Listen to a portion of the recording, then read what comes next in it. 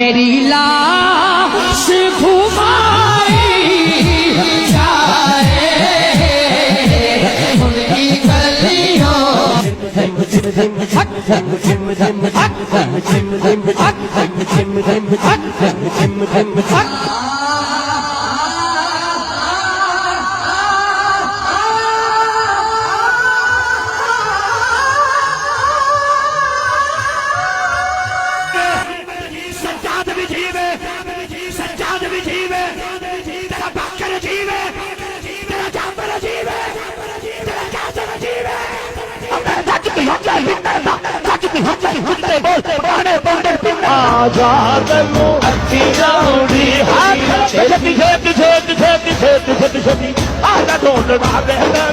دل پہ ہاتھ رکھ کر مجھے بتائیں، آپ کو یہ کسی بھی زاویے سے نعت لگتی ہے یا اس ادب کی کوئی ایک بھی جھلک نظر آئی جو شایان شان مصطفیٰ نام نامی اسم گرامی صلی اللہ علیہ وسلم کو ادا کرتے ہوئے ہونی چاہیے؟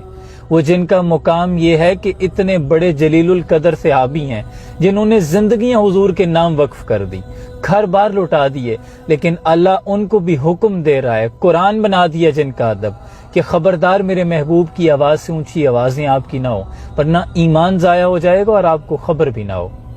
یاد رکھیں، نعت لکھنا تلوار پہ چلنے کے مترادف ہے۔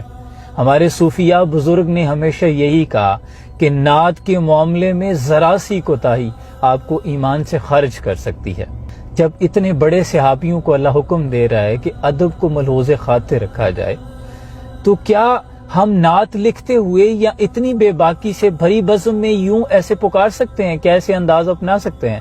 کسی علاقے کے چودھری، ایس ایچ او یا ڈی پی او کے آپ آفس میں پیش ہو جائیں نا، تو آپ یوں ہاتھ باندھ کے اپنے بٹن بند کر کے کھڑے ہوتے ہیں اور پورا سر سے لے کے پاؤں تک ادب کے زاویے میں ہوتے ہیں، اور یہاں تو ذکر تاجدار انبیاء کا ہے۔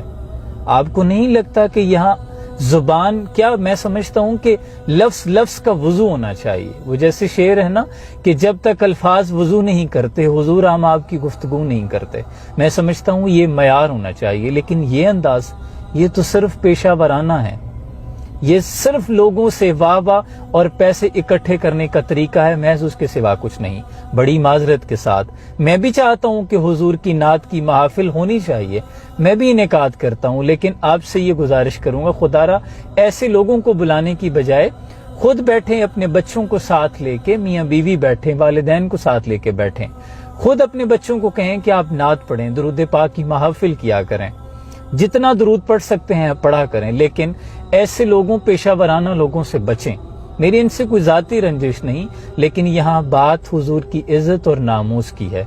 ادب پہلا کرینہ ہے محبت کے کرینوں میں۔ آپ ذرا ایک لمحے کے لیے یہ نعت مقبول سنیں اور اس کے بعد آپ خود انالیسس کر لیں گے کہ کون سی آپ کو نعت لگی اور کس کو سننے کے بعد دل میں آپ کی کیفیت اتری۔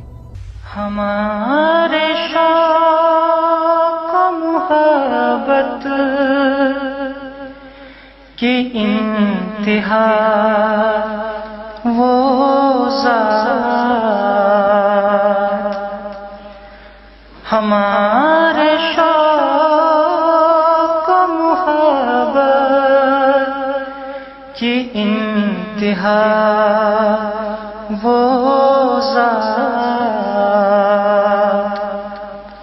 ہمارے ذوق و تمنا کی محتاج وہ ذات۔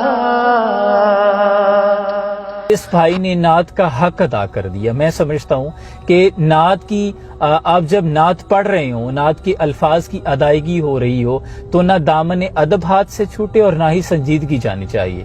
اس بھائی نے ادب کا دامن بھی نہیں چھوڑا، سنجیدہ بھی رہے اور آنکھیں پلکیں نیچے جھکا کے مؤدبانہ انداز میں نعت پیش کی کہ دل پہ جا لگی۔ یہ ہوتا ہے انداز، اور ایسی ہوتی ہے نعت رسول مقبول صلی اللہ علیہ وسلم، جس کو سننے کے بعد دل میں تازگی اتر آئے، حضور کی یاد آنے لگے، آپ سے والہانہ محبت ہونے لگے، عبادات سے پیار ہونے لگے، اور دل کرے کہ میں بھی اسی سانچے میں ڈھال جاؤں جو حضور چاہتے ہیں۔ یاد رکھیں، حضور سے محض زبانی عشق کا دعویٰ نہیں ہے، جیسے بزرگ کہتے ہیں نا کہ پتر عشق کا دعویٰ تب تک سچا نہیں ہوتا جب تک پتھر مارنے والوں کو دعائیں نہ دی جائیں۔ تو محبوب سے جب لو لگ جاتی ہے نا تو پھر اپنا آپ تو ختم ہو جاتا ہے. جیسے صوفی شاعر نے کہا نا کہ رانجھا رانجھا کر دی وے میں آپ پہ رانجھا ہوئی, سدونی میں نتی دو رانجھا ہیر نہ آکھے کوئی. پھر انسان اس زاویے میں ڈھل بھی جاتا ہے. یہ تو نہیں ہے حضور کا عشق اتنا سادہ ہے کہ محفل میں بیٹھ کے پورا ہو جائے. دنیاوی عشق میں مبتلا ہو جاؤ تو رات دن کا کھانا بھول جاتے ہو, ماں باپ سے لڑتے ہو رشتے کروانے کے لیے. یہ دنیا کا عشق ہے, عشق مجازی ہے. اور یہاں حضور کا عشق اتنا سادہ ہے کہ محض دعوے کیے اور ختم, محض نعرے لگائے اور ختم. نہیں, عشق میں پھر مصیبتیں عالم آتی ہیں, زمانے کے تانے بھی سہنے پڑتے ہیں. پھر اسی سانچے میں ڈھلنا پڑتا ہے جو حضور چاہتے ہیں. سر سے لے کے پاؤں تک عاشق رسول نظر آئے, اس کے عمل میں بھی, زبان میں بھی, اخلاق میں بھی اور کردار میں بھی. اللہ کریم ہمیں صحیح معنوں میں حضور سے سچی سچی محبت کرنے کی توفیق عطا فرمائے. اپنا بہت سا خیال رکھیے. سلام پہنچے.